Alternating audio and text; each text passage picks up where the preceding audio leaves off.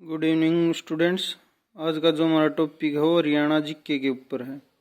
Haryana GK का topic कौन सा है? जो फसलें हैं हमारी प्रमुख, उनके बारे में। हरियाणा में कैसी कृषि की जाती है? मिश्रित कृषि की जाती है। हरियाणा में कैसी कृषि की जाती है? मिश्रित कृषि की जाती है। मिश्रित कृषि का मतलब क्या है कि हम बहुत सारी फसलें बोते हैं, एक सीमित फसल नहीं बोते। अलग अलग प्रकार की, विभिन्न प्रकार की फसलें एक सीजन में बोई जाती हैं। जैसे गेहूं हो गई, सरसों हो गई, चने हो गए। इस तरह से डिफरेंट फसलें बोई जाती हैं हरियाणा के अंदर। एग्रीकल्चर शब्द का प्रयोग लैटिन भाषा से लिया गया। कहाँ से लिया गया? एग्रीकल्चर का लैटिन भाषा से। कौन सी फसल वर्षा शुरू होने से पहले बोई जाती है और नवंबर में काट ली जाती है?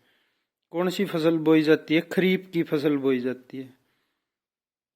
वर्षा शुरू होने से पहले बोई जाती है और नवंबर में काट ली जाती है। कौन सी फसल? खरीफ की फसल।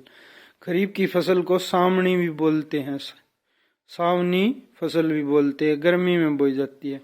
कौन सी है खरीफ की फसल? गवार हो गई, कपास हो गया, बाजरा हो गया, अरहर हो गया, धान हो गया, तंबाकू हो गया, उड़द हो गया।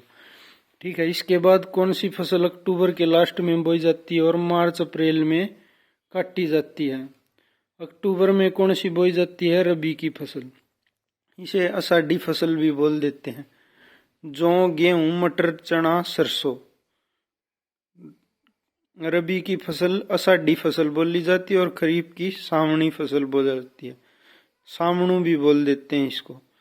कौन सी होगी खरीफ की के अंदर? गवार, कपास, बाजरा, अरहर, धान, तंबाकू, उड़द। ठीक है। रबी के फसल कौन सी होगी? जो अक्टूबर के लास्ट में बोई जाती है और मार्च अप्रैल में काट ली जाती है। जौ, गेहूं, मटर, चना, सरसों। जायद फसलें किसका प्रकार है? जायद कौन सी फसलें हैं? रबी व खरीफ के मध्य बोई जाती हैं। जायद किसको बोलेंगे हम? रबी व खरीफ के मध्य बोई जाती हैं। जैसे सब्जी होगी ककड़ी, खीरा और ज्वार। चावल का सबसे ज्यादा उत्पादक जिला कौन सा हरियाणा के अंदर? करनाल, कैथल, कुरुक्षेत्र। करनाल को हरियाणा का पेरिस भी कहा जाता है। करनाल को क्या बोला जाता है? हरियाणा का पेरिस भी बोला जाता है। कहाँ का बासमती चावल विश्व प्रसिद्ध है? करनाल का। बासमती चावल कहाँ का विश्व प्रसिद्ध है? करनाल का। गेहूं का सबसे अधिक उत्पादक जिला? सरसों।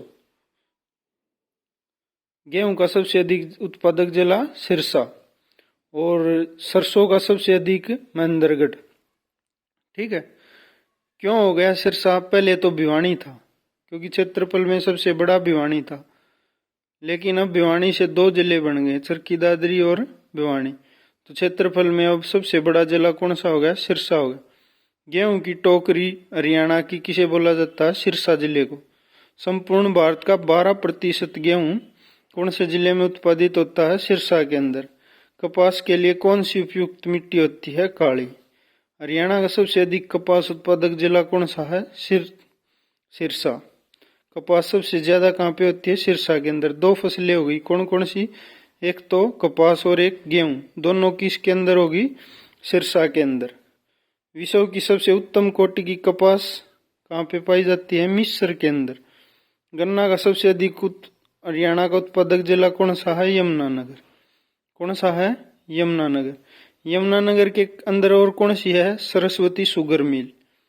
यमुनानगर के अंदर कौन सी है? Saraswati sugar mill. एशिया की सबसे बड़ी शुगर मिल है। 1937 ईस्वी में।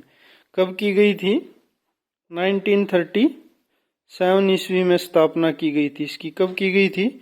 1937 ईस्वी के अंदर। हाथी पुनर्स्थापना केंद्र कहाँ पर है? यमुनानगर में। यमुनानगर में सरस्वती शुगर मिल हो गई। ठीक है।